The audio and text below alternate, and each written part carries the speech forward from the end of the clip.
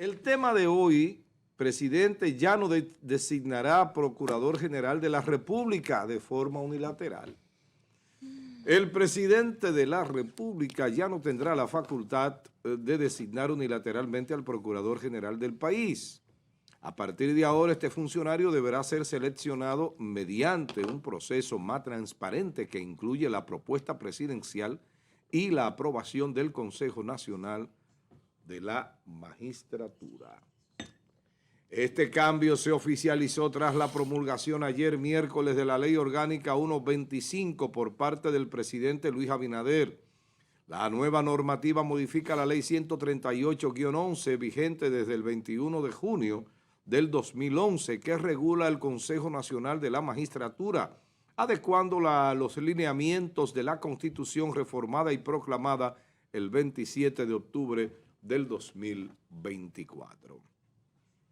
Con esta reforma, el presidente deberá proponer a un candidato que cumpla con los requisitos establecidos en la Constitución y el CNM tendrá la responsabilidad de evaluar y aprobar dicha propuesta. Además, la ley ajusta la composición del Consejo para alinearse con los cambios introducidos por la nueva Constitución. Esta medida busca fortalecer la independencia y transparencia en la selección del Procurador General de la República y sus adjuntos, promoviendo un mayor equilibrio en el sistema judicial del país. Yo me río porque a veces pienso, y es que nosotros somos idiotas para escribir eso, para pensar eso. No me estoy refiriendo a quien lo escribió, porque eso no lo escribió en la producción nuestra. Sí, claro. Bien. Ahí están las imágenes de apoyo y vamos a la pregunta del día. ¿Considera usted que con el presidente ya no designe o con que el presidente ya no designe al Procurador General de la República realmente fortalece la independencia del sistema de justicia del país?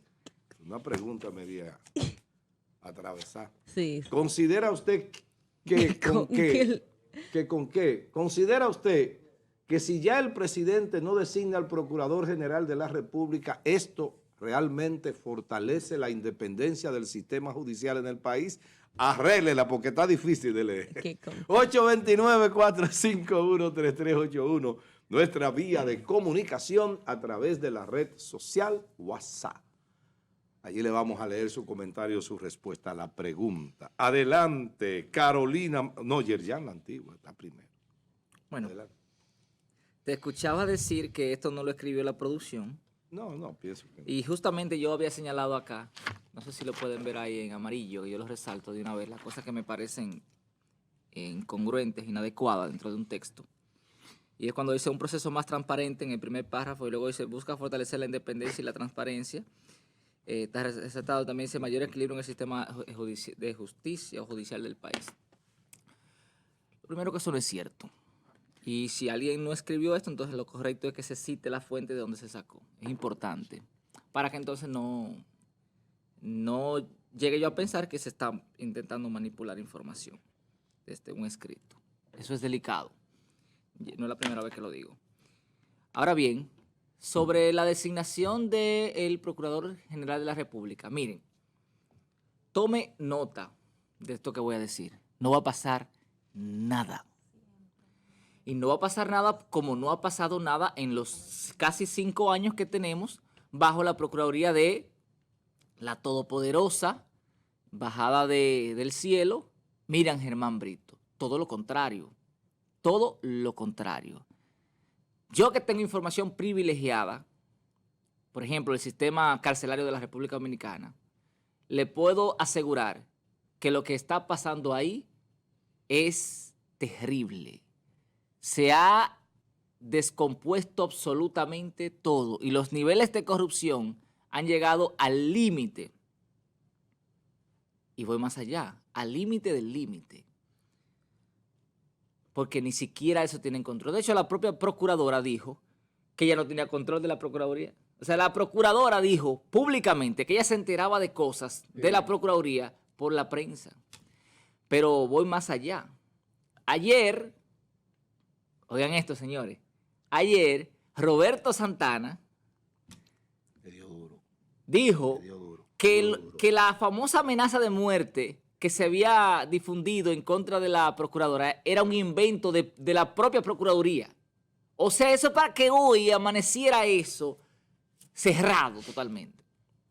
Repito, Roberto Santana, quien es asesor del gobierno en materia penitenciaria, dijo que la famosa amenaza de muerte que le había hecho supuestamente la Jota a la procuradora Miriam Germán Brito había sido un invento de la propia Procuraduría, es decir, de gente que está en la Procuraduría para que cancelaran una cuanta gente y que se armó un lío ahí adentro, que nos enteramos ayer, porque yo no lo sabía eso. Y nos enteramos ayer porque Roberto Santana lo denunció. Y yo me pregunto, ¿cómo es posible que eso esté pasando y no pase absolutamente nada? ¿Quién va a ser la Procuradora General de la República? De acuerdo a las informaciones que nosotros tenemos, Jenny Berenice Reynoso. Y le voy a decir por qué. ¿Es porque tiene las competencias? No. Es porque hay que pagarle un favor a Jenny Berenice, que es la que ha mantenido conjuntamente con Wilson Camacho la credibilidad del gobierno a través de las persecuciones judiciales. Póngale usted el nombre que usted quiera y eso lo podemos discutir. Igual que le pagaron, ¿cómo que se llama el que está en el Constitucional? Apellido Vargas. Ah, Alejandro. Alejandro Vargas. Y eso no está en discusión. Que este señor, de ser juez de instrucción, que no le correspondía, pasó a ser juez del Tribunal Constitucional. O sea, ni siquiera era de un colegiado, ni siquiera era de la Corte, ni siquiera era de la Suprema como tal. Y este señor pasó a ser juez del Tribunal Constitucional. ¿Por qué? Porque respondió a un lineamiento que se le solicitó en un momento determinado. ¿Quién va a ser la procuradora? La propuesta que va a hacer el presidente es la de Jenny Berenice Reynoso. ¿Y qué va a pasar? La van a aprobar porque ¿quiénes? No, es que eso ahí no hay discusión. Exacto, lo que el presidente proponga de acuerdo a la Constitución y a la ley que acaban de promulgar, eso es lo que va. Claro, porque por eso es que yo me reía cuando estaba leyendo. Exacto. La transparencia. ¿Quién propone? Transparencia del un carajo? absurdo. ¿Quién propone el procurador? El presidente. ¿Quién es miembro del Consejo Nacional de la Mano? El presidente. El presidente es el presidente del Consejo. Exactamente. Entonces el presidente propone y el presidente es el presidente del Consejo que tiene doble voto.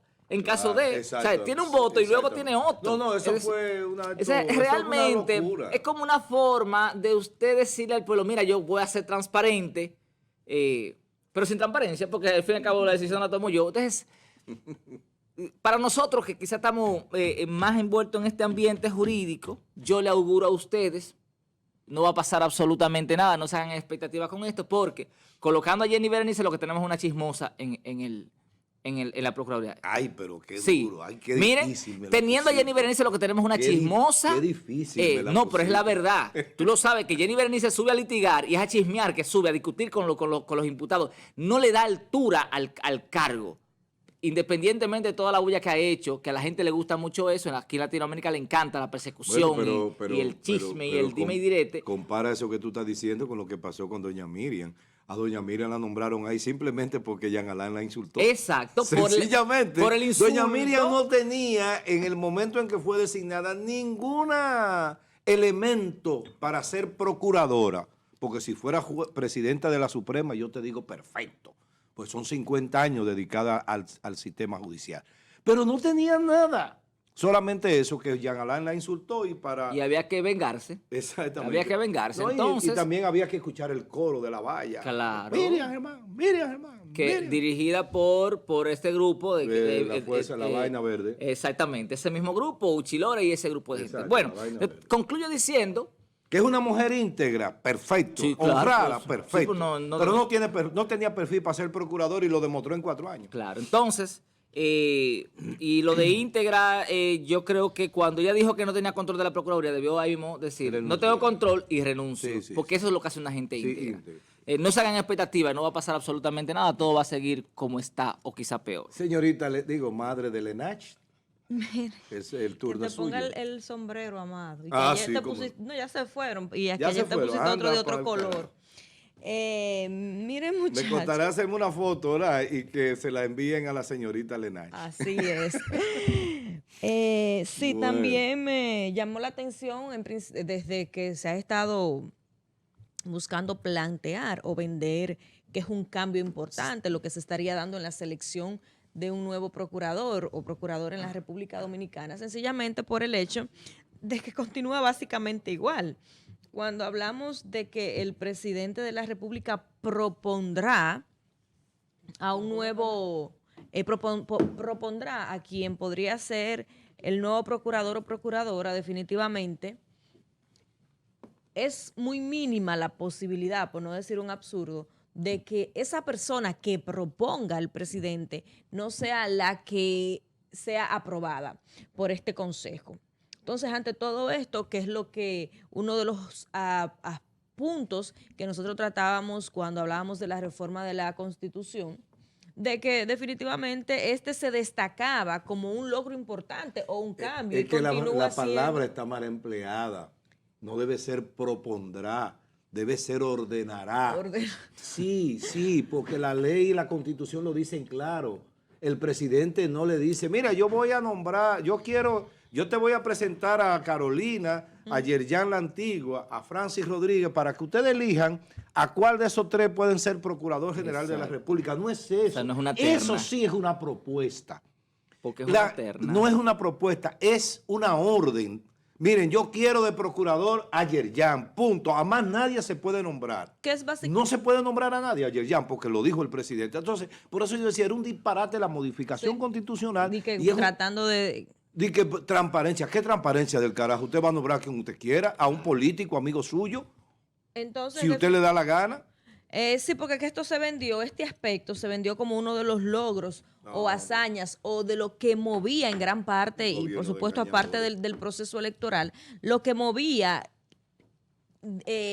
la necesidad de una reforma constitucional. Este era uno de los aspectos que el presidente le presentaba al país como logro y que era necesario por esto la reforma de la Constitución.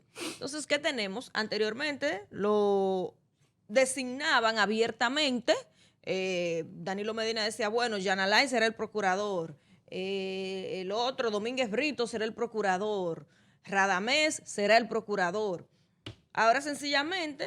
Amado dice que la palabra se usa inadecuada, Sí, pero bueno, según él dice, pero claro, yo sé. Entonces, según la nueva Constitución y la forma en que se estará haciendo, que ya tenemos esto en cuestiones, supongo yo, entiendo ya de días, de tiempo, de corto tiempo, de que podamos tener un nuevo procurador o procuradora en la República Dominicana, porque Miriam formalmente está en la espera de que se dé el proceso. De hecho, el presidente Luis Abinader, cuando ella iba a poner la renuncia, le solicitó que esperara la aprobación de la reforma constitucional para entonces que ahí se diera el cambio. ¿Qué tenemos? Más de lo mismo. O sea, básicamente esto se recoge en que el cambio en este sentido no lo ha habido, no ha sido un cambio real en esa búsqueda de transparencia de designación de un procurador. ¿Por qué? Porque ¿quién le va a decir que no al presidente? Debe de darse condiciones muy, muy, muy especiales o extraordinarias para que ese consejo a quien proponga el presidente, o como dice Amado, ordene, que básicamente lo que se hacía antes era con el decreto inmediatamente designado, y ahora el presidente lo va a proponer para que sea aprobado por el consejo. Pero, escúchame, ¿Tú te recuerdas? Ok, adelante. Tampoco no he visto que se establezca un mecanismo, un procedimiento en el caso de rechazo. No, es que no lo hay. No está vislumbrado el rechazo. Porque se entiende que si el presidente lo propone, ese es, pero no hay un mecanismo. Ejemplo, si el presidente o si el Consejo Nacional de la Magistratura, presidido por el presidente, rechaza la propuesta hecha por el presidente, ¿qué se hace? ¿Qué plazo tiene el presidente para reintroducir otra? Él no tiene forma ¿Cuáles de hacerlo. son los requisitos para entonces rechazar a una persona? Es que el Consejo no tiene forma. ¿Cuáles son de los hacerlo? criterios? Porque la Constitución se interpreta a la letra. Sí. Y en ningún momento la Constitución ni la propia ley dice que esa es una posibilidad. Dice, a propuesta del presidente de la República. Y no deja la posibilidad de que haya un rechazo. Exactamente. Entonces, claro. Obviamente es el que el presidente diga y ellos lo van a refrendar. Eso es un acto de irresponsabilidad política enorme. el acto de modificar la Constitución para poner en la Constitución una acción de irresponsabilidad política es el daño más grande que se le puede hacer a una Constitución. ¿Saben por qué? Porque es una manera de poner en mano de una institución como el Consejo, que nombra todas las cabezas del sistema judicial, la designación de un Procurador General de la República, para que mañana, si ese procurador mete la pata, lo nombró el Consejo. Lo aprobó.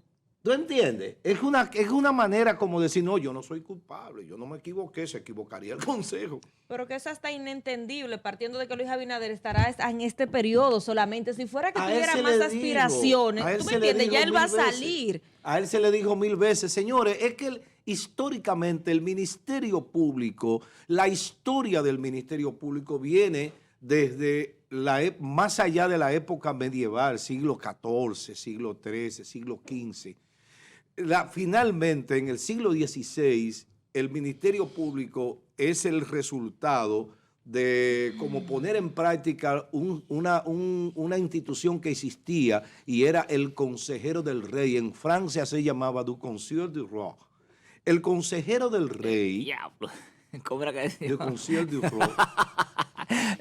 Me excusan porque cuando yo entré a la carrera de Derecho ya no se daba francés. No. Yo di 4 niveles de francés. Yo por sinvergüenza. A mí me daban inglés, pero francés. Yo por no. sinvergüenza que no seguí estudiando francés, pero la mayoría de los abogados de mi tiempo manejamos el francés con muchísima fluidez, sí, exacto. Y lo traducimos mejor, porque la pronunciación, yo me di cuenta cuando fui a Francia, que la pronunciación es lo mismo que el inglés. Cuando tú vas a Estados Unidos, tú te das cuenta que lo que tú aprendiste aquí no te entienden allá.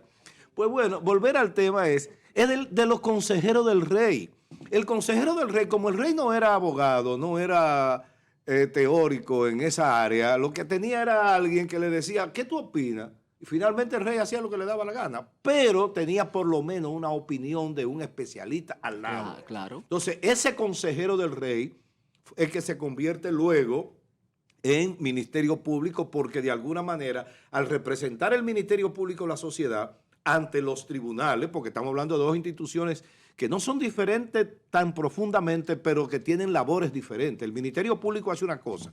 Por eso yo he dicho, el que ha sido Ministerio Público toda la vida no tiene temperamento para ser juez, ni el juez que ha sido juez toda la vida no tiene condiciones para ser Ministerio Público. Yo, donde ustedes me ven, que me pasé 25 años en el Ministerio Público, yo no me atrevería a presentarme en un concurso para ser juez. ¿Por qué? Porque yo no voy a soportar un tipo diciéndome vaina en el frente, que yo sé que me está diciendo disparate.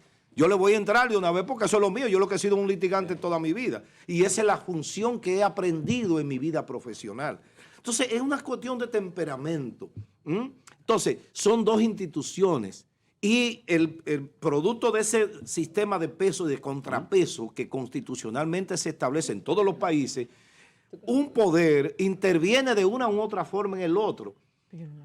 La representación del fiscal en el sistema judicial es una intromisión, vamos a ponerle comillas porque realmente no lo es, pero es una especie de intromisión del Poder Ejecutivo en el Poder Judicial para lograr el equilibrio, porque este representa a la sociedad, porque el presidente lo elige la sociedad para que nos gobierne.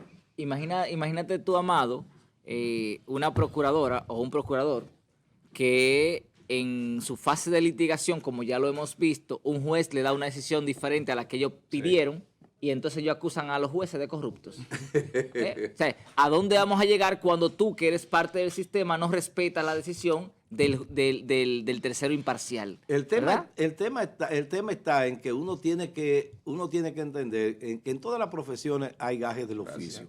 O sea, tú tienes que entender que el que va a un tribunal gana o pierde. El hecho de que yo pierda no quiere decir que yo sea un mal abogado. No, claro. El hecho de que yo gane no quiere decir que yo sea el mejor. Eso es pendejo. Olvídense de eso. Y más en materia penal. Y más en materia penal. Que las emociones del juez tienen una influencia muy importante. Totalmente de acuerdo contigo. Entonces, yo he escuchado jueces que dicen, dimos una decisión emocional. Sí. Y a mí me dijo uno. Y yo me recojo cuando escucho eso. Y yo, pero ¿cómo así una decisión emocional? Porque se supone que tiene que ser una decisión legal. Oye, emocional. Oye, yo llevé un caso que no voy a mencionar el nombre porque no quiero herir susceptibilidades y además de quien voy a hablar todavía está en la justicia, en el que demostré, técnicamente demostré que desde un vehículo X, un Honda, un Toyota el vehículo X. Camry, un Toyota Camry, a una Range Rover no se podía hacer un disparo que diera esa trayectoria y matara a alguien que iba al lado del chofer. Lo probé. Por la altura. Sí, exacto. Coño, tú eres un tipo brillante. Acá. Por la altura. Y lo probé con esquema, bajado de la página. Oye, esto. Oye, bajado de la página de internet de ambas compañías, de la Toyota y de la Range Rover. ¿Cómo que se llama la Range Rover? No me acuerdo. Pero bueno, tú me dices ahorita cuando yo te presente. ¿Qué pasó? Que el tipo lo condenó y cuando me nombraron procurador, en el pasillo no encontraba. ¿Sabes lo que me dijo ese bárbaro? Usted tenía razón, magistrado. Lo que pasa es que en este país a los jueces los cancelan por soltar. Y es verdad. Y es verdad. Me dijo eso. Lo sueltan y tienen un problema y fácilmente lo cancelan. Señores, eso que decía ayer Jan de las emociones del juez, es verdad. Bienvenido y buenos días, querido amigo y hermano. Tú andas con ropa de pelea, qué vaina. Estoy con ropa de pelea. Sí. Pero es literal, él vive peleando todo el tiempo. Hasta conmigo que soy su hermano, por Dios. Buenos días, amado. Buenos días, Yerjan, Carolina, amables televidentes. Agradecido de Dios por la luz de este día, que nos ayude a desenvolver en él, que nos dé inteligencia para entender las cosas. Yo soy Francis Rodríguez y agradecemos el favor que nos permiten entrar a sus hogares cada mañana. Este es su programa de mañana. Bien, adelante con el tema. Bien. Ustedes están muy animosos con el tema. Sí. ¿Tú viste la ley que te la mandé anoche? Sí. ¿La vi? Y quiero referirme a los comentarios que ustedes han hecho, porque si hay algo funesto que debe de ser superado, es el relato que hizo Yerjan con respecto a una decisión judicial de 3 jueces. De 3 jueces. Dimos una decisión, ¿cómo? ¿Cómo que dijo? Emocional. Emocional. Porque cosa terrible. Ahí entra a referirse entonces de que los jueces son humanos y que son padres de familia, que son abogados primero, y que tienen las mismas características de vida mía, que soy un abogado en ejercicio, y ellos tienen una responsabilidad de decir la ley. ¿Por qué tú crees, Francis, que la ley prohíbe y uno vive criticando? Aquí mismo hemos criticado mucho el hecho de la forma como entrevistan a los supuestos implicados en asuntos penales en los tribunales, sobre todo mi amigo y hermano Vladimir. ¿Fuiste tú que lo mataste? ¿Fuiste tú que lo mataste? Por Dios. Incriminándolo o haciendo que él se incrimine. Por eso que tú dices, los jueces ven noticias también. Ven noticias. Y leen el Jaya. Ven el Jaya, se infectan. No, y ven cada mañana los jueces nuestros, de mañana, nuestro programa, nuestras opiniones, tú te encuentras con los jueces y te la opinan, y con fiscales. Yo he dado opiniones aquí del Ministerio Público de situaciones que se están dando. Un ejemplo, en el tránsito. Siempre he dicho que hay características de ciertos accidentes que no pueden ser juzgados como un simple accidente o de pura casualidad, porque nadie, ¿cuál es lo dicho? Nadie quiere chocar. Francis. Pero cuando tú usas un vehículo en una urbanización o en una calle de la ciudad, superando la velocidad y sin tomar en cuenta esas características de diferenciación que tú pones, si es un camión o si es un sedán, el camión está relegado a andar en la ciudad al pasito. Primero, no frena. Y si va cargado es peor. Y a veces no tiene mucho freno. Y a veces no tiene mucho freno. En zona urbana, máximo 30 kilómetros por hora. Entonces, cuando eso 30. se da, que de hecho yo puse una vez un mensaje y dije que iba a 30 kilómetros y alguien dijo, diablo, ni la ley sabe. Y es que la ley dice 30 kilómetros. 30 kilómetros. Entonces, la otra es, el otro relato, abogados que se han endiosado y le han hecho creer a sus clientes que ellos van a lograr una sentencia ejemplar. ¿Y lo logran? Y muchos lo logran, pero otros no. Y cuando no lo logran, van a criticar al juez y hasta le ponen una querella en el Consejo de la Magistratura, que en los últimos años, yo he dicho, se convirtió en un paredón para los jueces. ¿Y cómo tú le vas a exigir a ese ser humano, a ese abogado, a ese padre de familia, a ese profesional, que sea justo o que sea juez, cuando tú desdices la condición de independencia que debe de tener un juez y lo atacas? Y tú sabes que es lo más porque, pernicioso. oye, adiós, y tú teniendo otra vía para atacar lo que dijo ese juez. Los recursos. Tú sabes lo que... Tú teniendo los recursos abiertos y tú ir a denunciar a un juez como si hubiese cometido una falta porque no te favoreció en una sentencia. Eso es una barbaridad. Tú sabes que tú abriste ese camino y es bueno que lo haya hecho porque aquí se está dando la práctica y hubo un amigo queridísimo, que una vez se me acercó y me comentó, oye, ustedes debieran de comentar esto. Y es el hecho de que cuando el abogado se siente pedido recusa al juez, eso es una vaina fatal. Mira, porque eso pone en entredicho el sistema. Hace poco yo estuve en Santo Domingo llevando un habeas corpus, que ustedes saben que yo estuve. El juez se notó un poco, la jueza, un poco muy dada a las instituciones.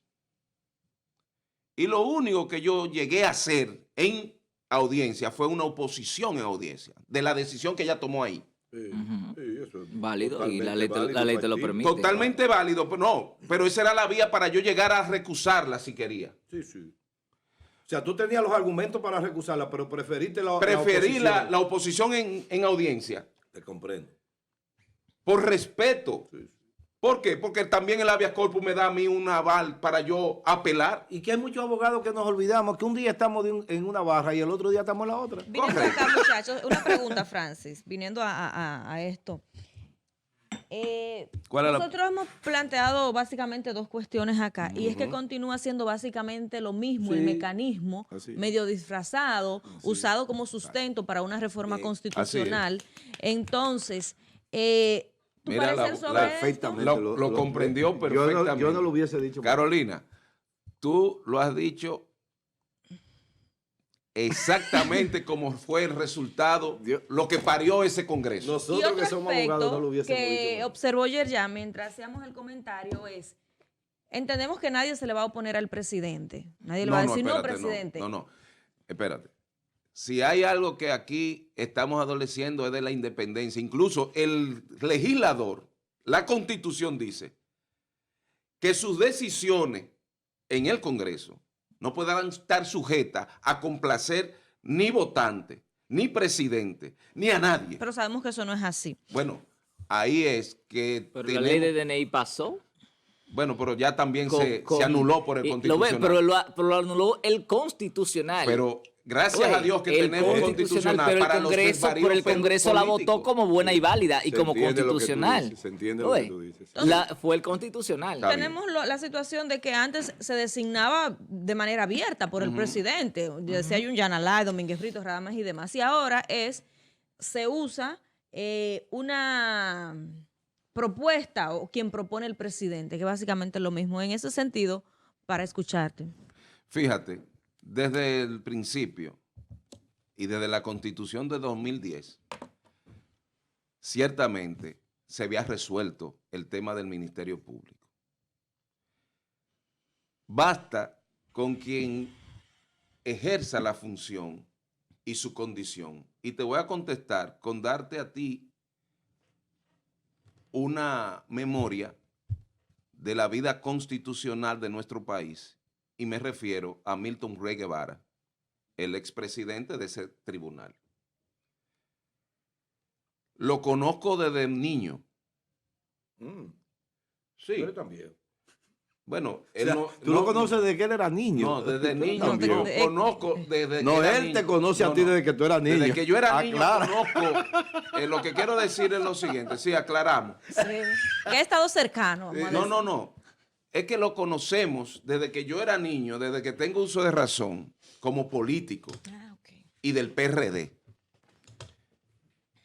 abogado. Hermano de Peña Gómez. De Peña Gómez, abogado, pero un intelectual con preparación en la Sorbona y en la República Dominicana, que demostró que la posición de presidente del tribunal más alto de este país, sus inclinaciones o su cultura política, nunca hemos encontrado una decisión de ese tribunal cercano a la politización. Eso no es más que entender que el Ministerio Público o el individuo que decide como abogado ir al servicio judicial o al servicio ministerial o del Ministerio Público debe de cambiarse de vestuario. No es lo mismo el vestuario que yo tengo hoy, vestido de abogado para ir a un pleito en una hora.